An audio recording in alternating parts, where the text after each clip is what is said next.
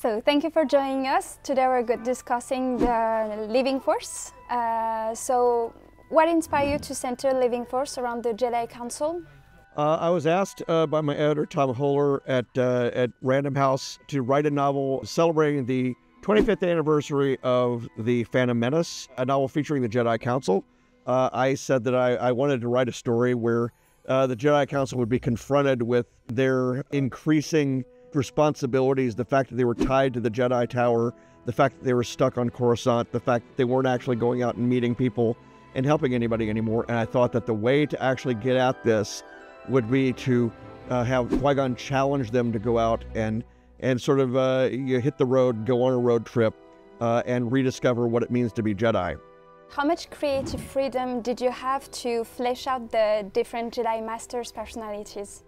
Quite a bit. One of the things that we contended with is that some of the histories of the characters went back even before anything having to do with legends or anything like that.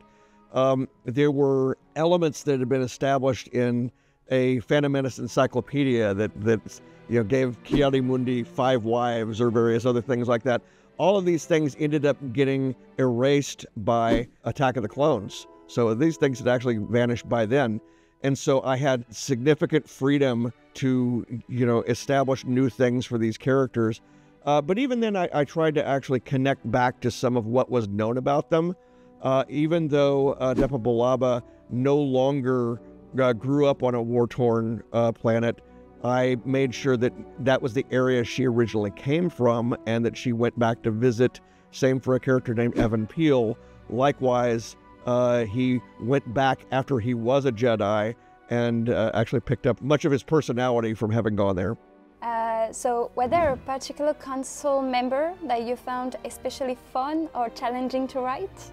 I enjoyed having the characters that hadn't had anything written about them before, so Uriel Poof, making this character that is more or less exhausted with being a Jedi Master, and so he's just really trying to amuse himself.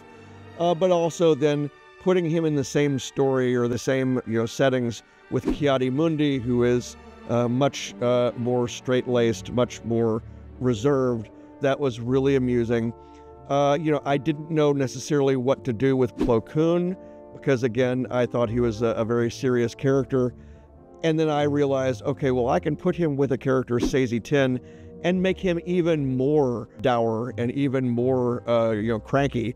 We walk in on these characters after they've known each other for many years. And so, we realize that they're a family, that they either like each other or they don't. But they are in the middle of very, very well-established traditions and arguments and other things. In opposition, how did you came to write the villain, Zelastra? What was your approach? Yes, Zelastra, I wanted to do something. There was no way to, in the course of a single novel, come up with a major threat that was going to threaten all 12 Jedi Masters at the same time. So I needed to come up with something where there was a mystery, and there is somebody who basically is a chess master or a card player who has a strategy that they have to unlock. They have to figure it out, and they were going to have a mystery where all of the different Jedi Knights would find out a little bit themselves, and then they would combine the information they got. Everybody contributes something to solving the mystery. And then they all work together to take care of the villain. That was very interesting to read. And why did you choose Gwen? Because there's a map behind yes. you. How did you approach the different islands? Well, what I wanted to do was have the characters. I wanted the planet is itself one of the characters in the story, and how that planet has changed. It was in the High Republic era. It was one of the great works. And they have ignored it. They have not been able to go back. It is symbolic of their lack of attention. And so I wanted to do something where I wanted to show the readers what this place looks like. You can sort of follow along on their travels. And I chose Quinn by name simply because it was a place people knew of, but they had never shown the planet's surface. And so I said, okay, this is fine. And everyone approved, and we were off. And was there any legends elements that you subtly reference or reintroduce There in are the book? quite a few. I will say the ones that I think are most impactful, Depa Billaba, her hero from the Legends era is Kara Holt. And if you read between the lines, Kara Holt from Knight Errant, that is who it is. But we also have from the Knight Errant comics, we have Sazy 10 making fun, or at least he's disdaining. He's disgusted with the idea of Star Wars ships that have way too many wings. And I created a ship called the Fire Lotus in the Knight Errant comics. And the Fire Lotus has 12 wings. And he really is talking about that ship.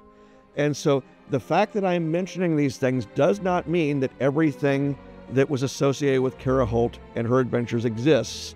However, somebody like her exists, and something like that spaceship exists, and managed to bring it in that way.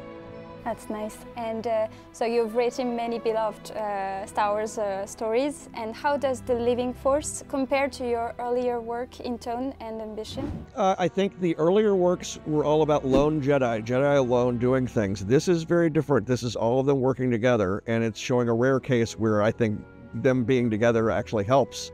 Although, again, there's a sadness to this because things are about to end. And of course, we do see those of us who have seen the later movies, we know what trouble is coming for them. Okay, and if you could write a solo novel about any council member, who would it be and why? I don't know. I wouldn't want to write a solo novel because I want to have them together in combinations so they could argue with one another. Certainly, I think in the Knights of the Old Republic tradition, I could have Uriel Poof and Ki-Adi-Mundi arguing for years. Yeah, that would be really fun to watch. And one final question for Old Republic fans. Should Disney formally reintroduce the Old Republic in canon, would you like to write in this era again? They know where to find me. Nice. Thank you so much for your time. Merci.